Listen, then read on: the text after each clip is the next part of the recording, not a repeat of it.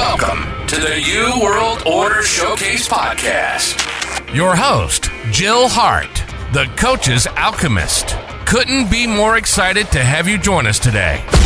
On this podcast, we celebrate the champions of change, the up-and-coming life, health and transformational coaches who are fearlessly stepping forward to make a difference in the world.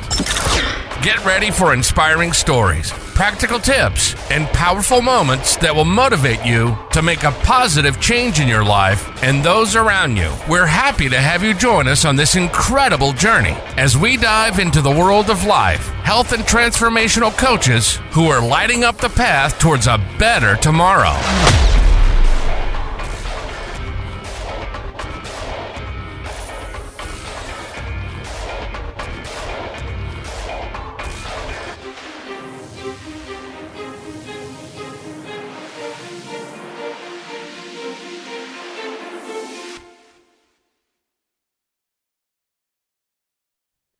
Hi, and welcome to the New World Order Showcase podcast. Today we have with us Diana Lockett.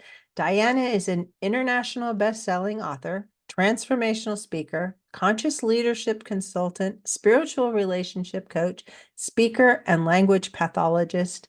And she is here to wrap that all up with a bow for us because it's a mouthful.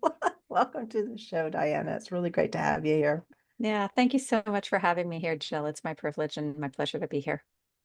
So do wrap that up for us. How did we get all these titles? And you're also a yoga instructor trainer.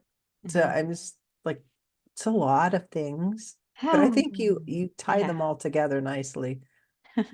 That exhale is because when I hear about all the things that all the hats that I wear, let's call them hats.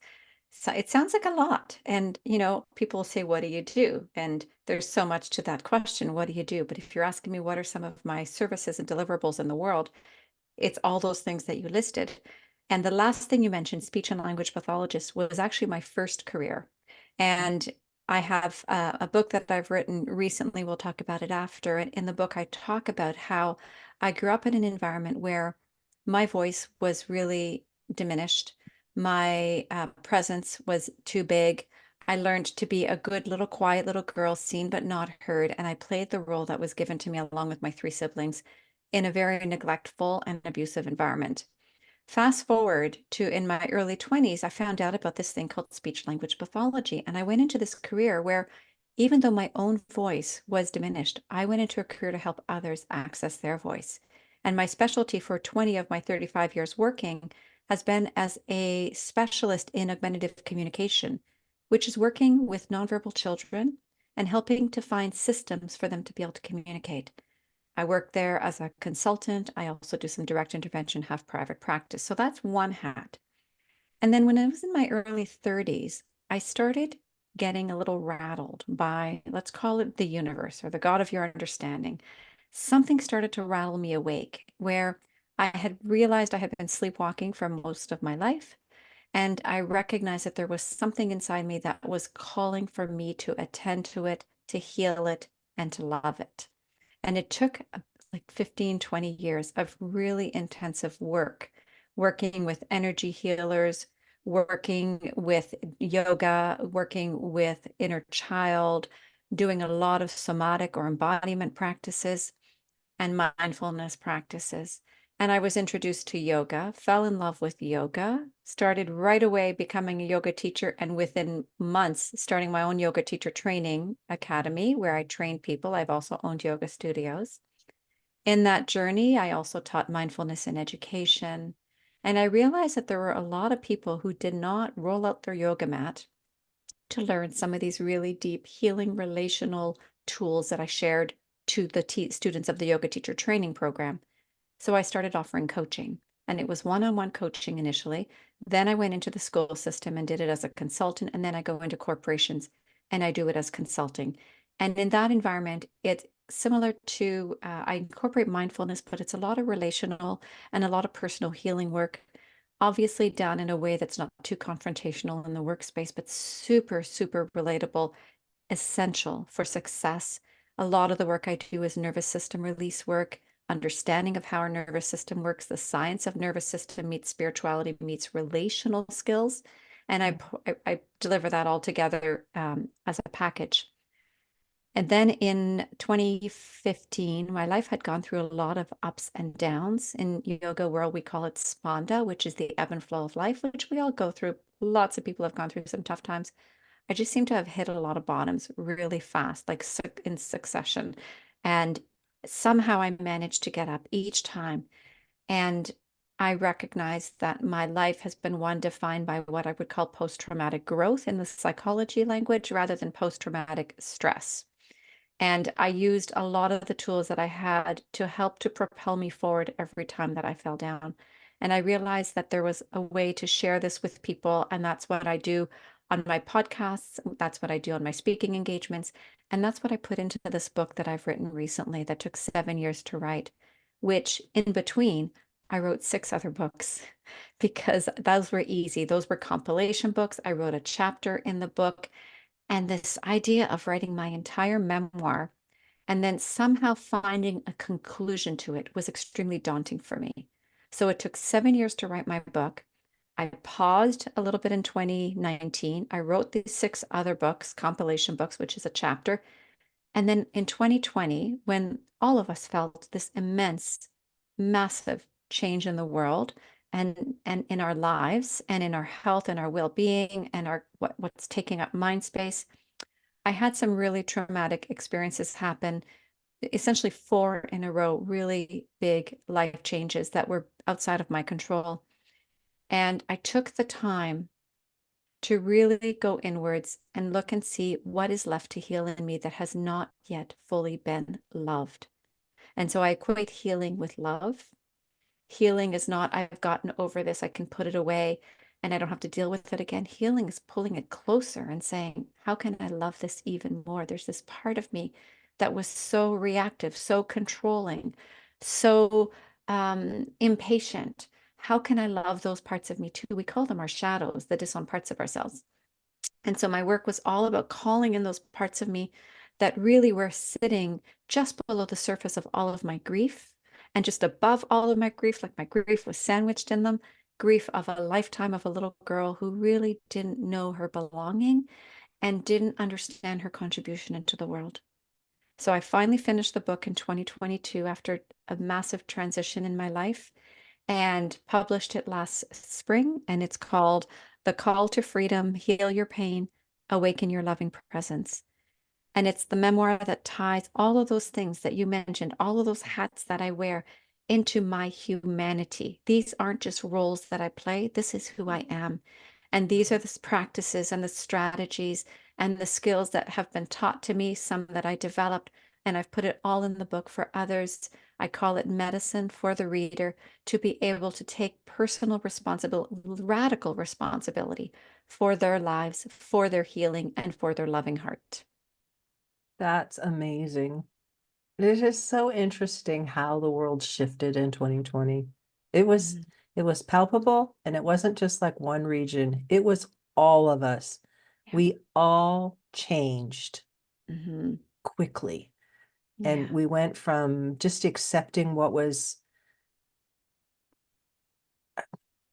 to use your metaphor, the be quiet and sit down and be a good little girl. It was just like, no, no, I'm not doing that anymore. And it was on a lot of fronts, and it's men and women together, but mainly I think women who are just like, no, I'm tired of the controlling attitude that the world and society has placed on us. They expect us to just do all these things and go along with the way things have been for a period of time. And it hasn't been forever, because things do shift in societies. But it, as a whole, we just decided, I don't have to live like that. I don't have to stay in this box anymore. I may like aspects of what I'm doing and who I am, but I can really explore the bigger picture of what makes me me. And I love that you have so many titles, because we're not just one thing. We're human beings. We have lots of things that we want to go after. Yeah. Yeah. And then there's a lot of things that I've learned not to go after. Like a big part of my spiritual practice is not attaching to my identities, not attaching to the hats that I wear. When people say, "What do you do?" First thing I do is I love to go hiking. I love to be a mother. I love to be a fur baby owner. I love to sleep. I love to practice yoga. Oh, yeah. And I teach yoga and I speak and I write. And I also work as a speech language pathologist. Like it's so easy. We've been so conditioned to attach to our titles. And in the relational world, we talk about masculine, feminine energy. And the masculine energy that we all carry is the doer, and the feminine energy is the receiver. And I know that many women, sort of related to what you talked about, your experience through 2020, a lot of women have been raised to be doers. We have something to prove. We have to match. We have to perfect. And it's makes me so sad that that's how I was raised and how many women were raised. And so we've talked about this at the beginning, my capacity to receive, my capacity to let go of my control, my capacity to be able to ask for support and ask for help. Like that's something I've had to practice and cultivate in my lifetime because I was brought up this girl that had to do it all. One, because I had a mother who was incapacitated through my childhood. I've had a father who was abusive, and I had partners who really enjoyed the persona that I played in those relationships that weren't necessarily fully expressive of who I am in my totality. And so I've had to really, and I continue to really look at the parts of me that can be in judgment of me, of others, and how can I reconcile that and make peace with it and not let it control me. In 2020, when COVID was announced, I was in the air with my son flying to Iceland, meeting my daughter there. And we landed. We were told there was this global pandemic declared while we were in the air. We'd have to fly home. Schools were closing, everything that we all know. And we were in Ontario in Canada, and it was massive lockdown. Everything was locked down. Schools were closed for essentially 16 months. Work businesses were closed. Many businesses closed permanently. Everything was remote. People didn't see their families, didn't see their friends. And I followed the rules. I didn't know any different. I followed the rules to a certain degree. I did a lot of distance yoga teaching in my backyard, went for walks with people occasionally, but essentially was locked in my home with a 14-year-old boy for 16 months. And having just said goodbye to my 15-year marriage, the day I walked home into my home from the trip to Iceland, knowing that there was somehow we had to quarantine for 2 weeks, my husband walked out of the home so we could quarantine and he never walked back in. My father died of COVID during the pandemic in a horrible mistake nursing home crisis in Montreal. My daughter moved across the country and I lost my 16-year-old cat. And this all happened within a few months. My heart just got so heavy. And I decided, okay, I need to dedicate time to this heaviness, to love it, to be able to be in relationship with it. But I can't dedicate all my time to it because that would be called depression. And I wouldn't get out of bed. And I was the only human that 14-year-old had contact with. So I had to show up for him. And it was hard and it was difficult, and we got through it. And at the end of it, I became very clear what I wanted. And my son and I moved across Canada to British Columbia. And we now live in a beautiful mountain region north of Vancouver that's coastal as well. So it's kind of the best of both worlds. And that wouldn't have happened. Like my life wouldn't be where it is today without all of those experiences. So I can meet them all now, today, like 4 years later, with some gratitude. At the time, it was really hard. And I've learned a lot about myself, and I've learned a lot about how to support other people in a way that I wouldn't have had I not gone through that. I'd been coaching for 15 years. I'd been doing YTT certification programs for 20 years. Like I had some skill and tools, but this was next level for me. And so I work with people now one-on-one as well, where they are at a crossroad in their life and they do not know what to do. And I help them to unpack it, and then I help them to reconcile and fall in love with their decisions. I love that. It's so interesting to be raised in a world where you're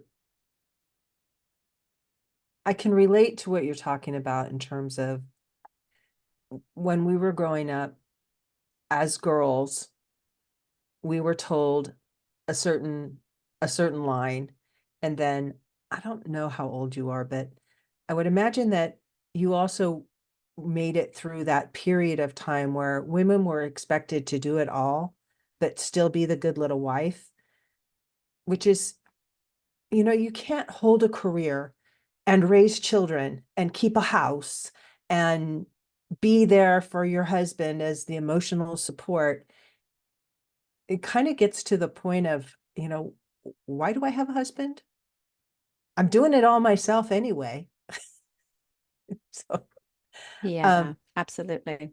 I think COVID was kind of a blessing for most of us in that it did allow time for us to go inward.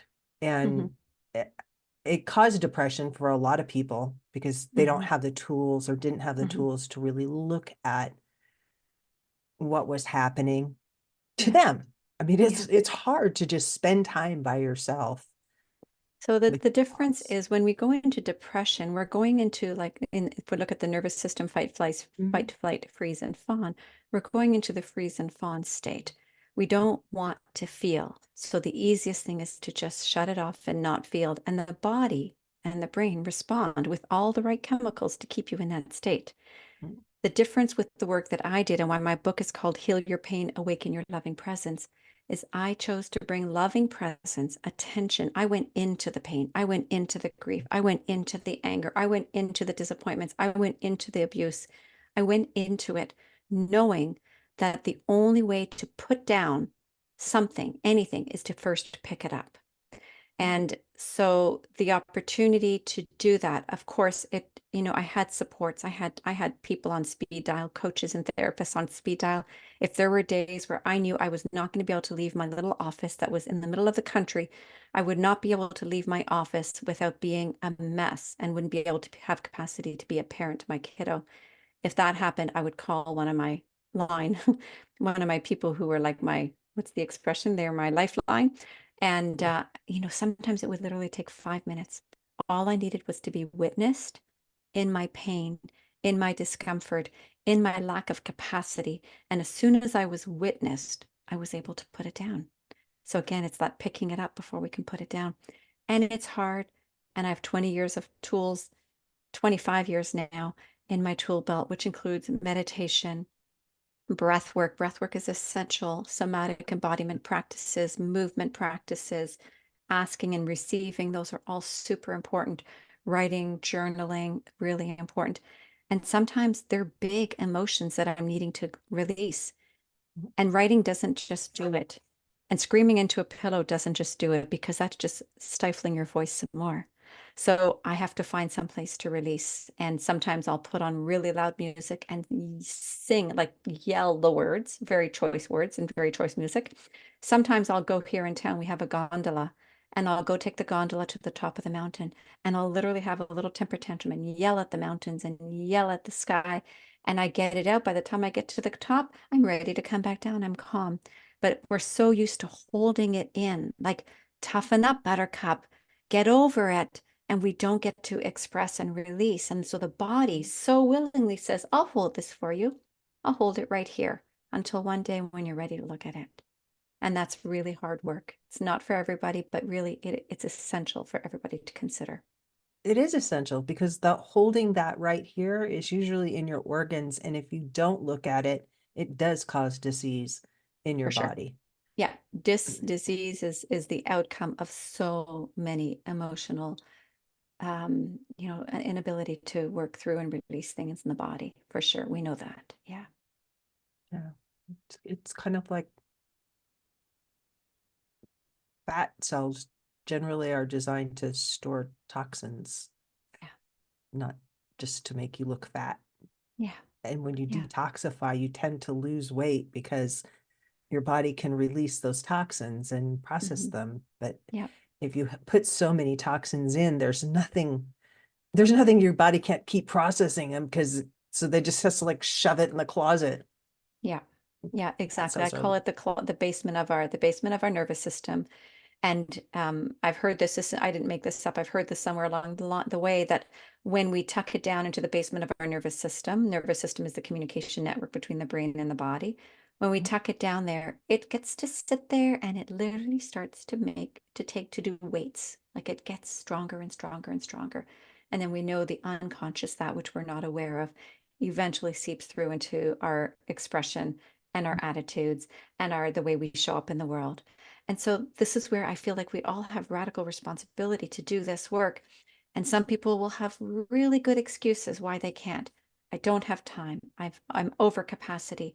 I don't have money, whatever it might be. And it's like, I know those stories. I really know those stories. And yet, I get up at 5:30 or 6 every morning, and the first thing that I do is I do breath work. I scan my body. I have a practice that I do which is a somatic breath work. And then I get up and I move my body. And it's whatever my body wants to do that day. I'm recovering from surgery on a torn ligament on my thumb. So obviously my movement practice looks different right now. But there's some form of movement every day. Every day I go outside. I work 8 or 10 hour days some days, and I still make that a priority. I'm a parent. I still make that a priority because if I'm not good, nobody else is good that I get to be in the presence of. Yeah, it really is a matter of taking care of yourself first and getting the resources and the help that you need in order Yeah. to take Yeah. care of yourself. Yeah. And 'Cause- there's a lot of free support and resources out there. Like, I just want to acknowledge again that there's some people, I did have coaches and I had therapists that were on speed dial. There are some people that can't afford that. They would not be able to afford my coaching programs. Really simple, really simple. Grab the book. All my coaching tips are in the book. You can do it at your own pace. There's a lot of free resources in our community here in Canada. We have a lot of free mental health resources, and it just takes that one step to make the phone call. I always tell my clients, nothing changes until something changes, right? Nothing changes Yeah. until something changes. What's one thing you can do today to lean into change? Yeah, and you don't have to your life doesn't have to radically change all of a sudden Yeah. because it won't stick. And to be honest, I hope your life doesn't radically change because that's really a lot for the nervous system to have to process. And then the body has to try to catch up and usually results in some kind of anxiety, unless, it's a really positive change. But for most of us, when life changes drastically, it's not necessarily what we would have called in. And so it becomes very difficult to process that. So I think, like I always tell people, just lean into the change. Just one little step, one little change. Increase E- your water intake every day. Start with 1 or 2 glasses of water. Decrease your sugar, decrease your gluten, things that are inflammatory for the body that make you feel unmotivated because you don't feel well in your body. Move your body, get outside, take 3 breaths every chance you get. Feel your feet on the ground. Like these are little tiny steps that make a big difference. They do. Even positive changes that happen really quickly are Mhm. stressful for your body. You may Mhm. be Yeah. you may be overjoyed, but you can get overstimulated to the point where your body is going to snap back and then it's going to feel weird. And it's just like little changes. All you need to do are Mhm. little incremental things differently. I do 8 burpees a day. Not Yeah. 10, not 5, just 8. Well, I'm recovering from the surgery and I have the okay now to be on my hand and to remove my splint when I'm sitting and just at home. And I'm trying to work towards 10 push-ups Mhm. on my knees. And for those of you who are saying 10 push-ups, that's so easy. It's like, yeah, it's not easy post-surgery. And so I'm working towards that. And I'm really proud of myself. If I can get 8 push-ups today, I was really proud of myself. And so it doesn't have to take hours and hours. It doesn't have to be really hard. But I do believe that non-negotiables for all of us is meditation. There's a million meditations out there. I'm not even going to give you mine because there's so many others. I have that are available as well, but there's so Mhm. many. There's online yoga classes, there's online fitness classes, breath work, one breath. Eckhart Tolle says one breath is an entire meditation. And I have a chapter in my book that says breathe and everything changes. And it's the neurophysiology of breath. One breath can change your entire experience of this moment before you're about to open your mouth and yell at somebody. before you're about to do something that you're going to regret later, take a breath, take 2 breaths, then maybe you could take 3 breaths. And use that with your thoughts too. Mm-hmm. You know, when something comes across your mind and you know that you're going to play that record and it's not going to benefit you, and everybody knows what I'm talking about because we all have those records that we put on from time to time. Take a breath. Mm-hmm. Decide, am I going to play this record? Is it really going to help me? Is it going to make a difference in that other person's life if I'm playing this record about them? And is it Usually, even true? Like is that's a it big even one, true? right? Byron Katie's Katie work. Byron. Yeah, Katie Byron, Byron thank Katie. you. Her work. Is it real? How do I know it's real? And what does that mean about me if I believe it's real? Sorry, my dog is barking upstairs. Good. He's senior and he's deaf. So he's just looking for me. And I think that's such an important one. And I talked to a couple of kiddos the other day because I was sitting in a room in a school and one of them was arguing with the other one about the reality of the walls of the room that they were in. And, I said to them, you're both right. And they're like, no, I'm right. No, I'm right. And I started talking to them about how perception can seem so real that even my saying you're both right was hard for them to understand that even though they're right, how could the other person be right? And so we have these stories, I call them narratives, and they become really loud in our brains, in our lives.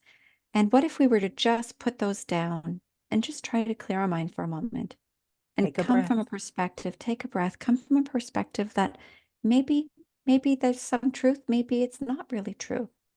And what does it matter? Yeah, yeah. I always told my kids, do you want to be right or do you want to be happy? My daughter's 26 and I've told her that from the age of about 2.5 or 3. Do you want to be right or do you want to be happy? Like, I don't argue. I don't sweat the small stuff and I don't argue the small stuff with anybody. If they really want to believe it, believe it. Yeah. It's no sweat off my back. Believe what you want to believe. It's okay. Yeah. Yeah. And it's a choice. You have the choice. And you can change the past by what you personally believe about it. You can change relationships that have been destroyed because no two people look at an event in the exact same way, which goes back to the two boys are both right. Because it's all about perception. Everything in our reality is about perception. How do I perceive what we're going through? And how will I remember it? What's the story that I'm going to attach to it Yeah. if I feel that there's that much significance? And Yeah. it's okay to change your stories. Yeah. In fact, it's good to change our stories. And you mentioned about how when we can change the narrative and change the story, we actually heal backwards. We heal backwards, we heal forwards. It's so important to do that.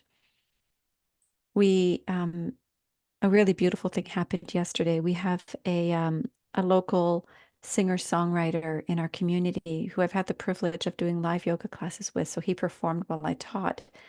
And I've met him just a couple of times. I would call him an acquaintance. And he messaged me yesterday and he said, I just finished reading your book and I was so inspired by your book. I've written a song about it, about you and for you. And he sent it to me. I got like 10 seconds into the song and I was bawling like big ugly tears because he's talking about beautiful girl. Like it's the best. Essentially, the song is about denying my shadow to loving my shadow. Remember the disowned parts of ourselves. Mhm. And we had a little dialogue back and forth, and I said, it's just such a beautiful song, and you wrapped it up so beautifully. And he said, because that's part of my story too. And part of what he said in the song, 2 things I want to say is he did mention that when we can heal, and I write this in the book, when we heal the present moment, which again, let's synonymously healing and love is the same thing. When we can love what is, then we go back and we can change the healing that happens in the past happens because we can then change our stories. So one of the key phrases that I use in my book really regularly is everyone does the best they can given their model of reality of the world, their capacity and their resources in any moment. And I Yep. tell people, write that down, repeat it, remember it, put it on your computer, put it on your mirror. You are doing the best you can, given your capacity, your conditioning, your capacity, and your resources in every single moment. And when we can start to believe that about ourselves and about the other, all of a sudden, those things that we put judgment on from the past no longer matter. All of a sudden, my parents who really set us up for a life of neglect and abuse in our childhood and early adolescence, I can see that through a different lens. And what it opens up then is the portal to forgiveness and understanding and patience and, oh, deep, deep, deep love and nurturing for myself, but for them too. And then for their parents as well. So it becomes a beautiful work that's juicy and exciting and possible if you say yes. And it moves us into a future where others don't have to be faced with the trauma in the way that we were faced with. And Yeah. while we can have gratitude for where that trauma brought us, in the future, we can grow. We can grow as the singular organism that we really all together are. Mhm. All of humanity is connected. In fact, we're Mhm. connected to everything on the planet, Mhm. much like trees. Like they're all connected and they all have things that work in the ground that you can't see Mhm. that move them and nourish them. But we're like that too. We have energy that flows between us and through us. And I think because there's a movement towards recognizing this connection, that I like to imagine that there will be a world and a time in not the very distant future where wars will be a thing of the past. Mhm. Boundaries in terms of national boundaries will cease to exist. People will Mhm. move in communities and move into and out of communities and really celebrate who they are as individuals. That's Yeah. that's my vision for the world. And One humanity or one humanity. humanity 3.0. I have that vision as well. And I can feel myself just fully relaxing into your words because me too, just like me, I I think it's possible. And we as a society, as a humanity, carry so many stories and they're painful stories. And I don't ever want to deny that they happened, but we have a chance. We really have a chance to change things. And it's not that on a human level, anything that happened is ever okay. It's not okay. But on a soul level, on a spiritual level, why are we here? We're not here to stress. We're not here to fight. We're not here to put up boundaries and barriers and, all these things that keep us separate and make us forget who we are, but more importantly, who we are to each other.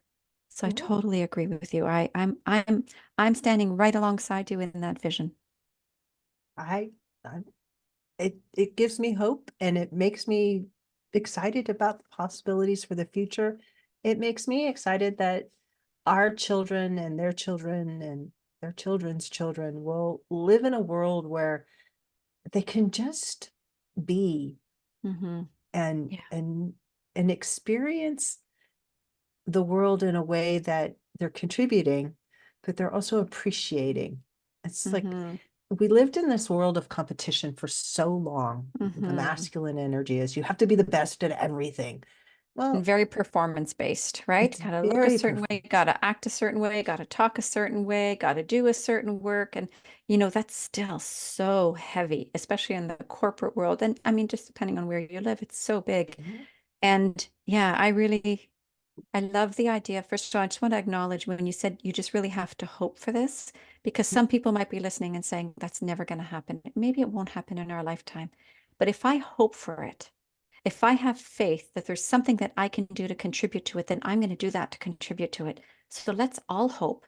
And we talked about nothing changes till something changes. Let's all take a step in that direction. So, what would that mean for you, the listener, today, if you were to work towards reducing the divisions that are created between you and whoever the other is that you have judgment about, anger about, have cut off in your life?